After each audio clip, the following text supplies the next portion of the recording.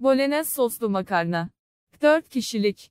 Malzemeler: 1 paket penne makarna, 2 yemek kaşığı zeytinyağı, 400 gram kıyma, 1 soğan, 1 havuç, 1 kereviz sapı, 250 ml domates püresi, 2 yemek kaşığı ayçiçek yağı, 1 yemek kaşığı tereyağı, 5 veya 6 dal ince kıyılmış maydanoz, 1 diş sarımsak, tuz, karabiber. Hazırlanışı: makarnayı dişe gelecek şekilde haşlayın. Zeytinyağını ekleyip harmanlayın.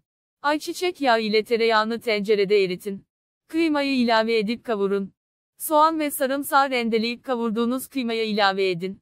3-4 dakika sonra rendelediğiniz havucu ve çok ince doğradığınız kereviz sapını ilave edin. Tüm malzeme yumuşayınca domates püresini, tuz ve karabiberi ekleyip karıştırın. Orta ateşte 5-6 dakika pişirin. Ocaktan aldıktan sonra maydanozu ilave edip karıştırın. Makarnayı servis tabağına alın. Üzerine hazırladığınız sosu ekleyin. Fesleğen ve kiraz domates ile süsleyip servis yapın.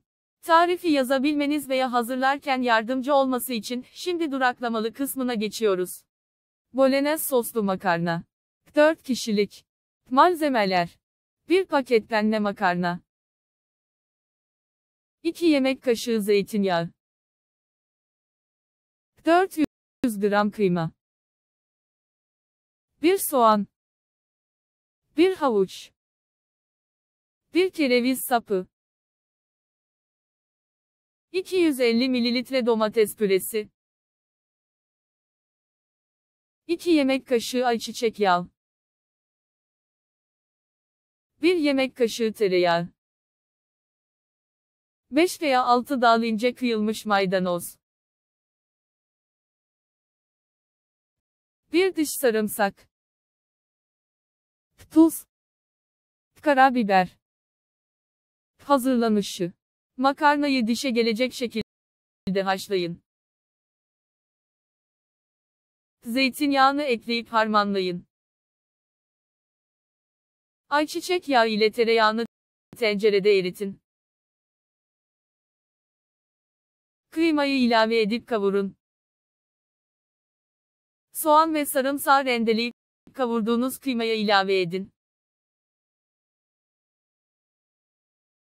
3-4 dakika sonra rendelediğiniz havucu ve çok ince doğradığınız kereviz sapını ilave edin.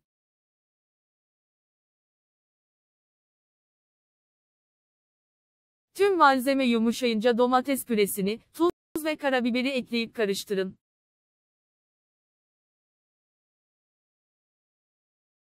Orta ateşte 5-6 dakika pişirin.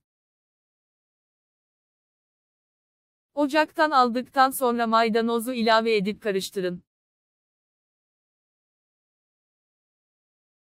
Makarnayı servis tabağına alın. Üzerine hazırladığınız sosu ekleyin. Fesleğen ve kiraz domates ile süsleyip servis yapın. Yemek.için gerekenler.com videolarını izlediğiniz için teşekkürler. Afiyet olsun. Kanalımızı takip etmeyi unutmayın. İsterseniz yemeğin tarifini açıklamada bulabilirsiniz. Ayrıca bu tarife, açıklamadaki linke tıklayarak da ulaşabilirsiniz.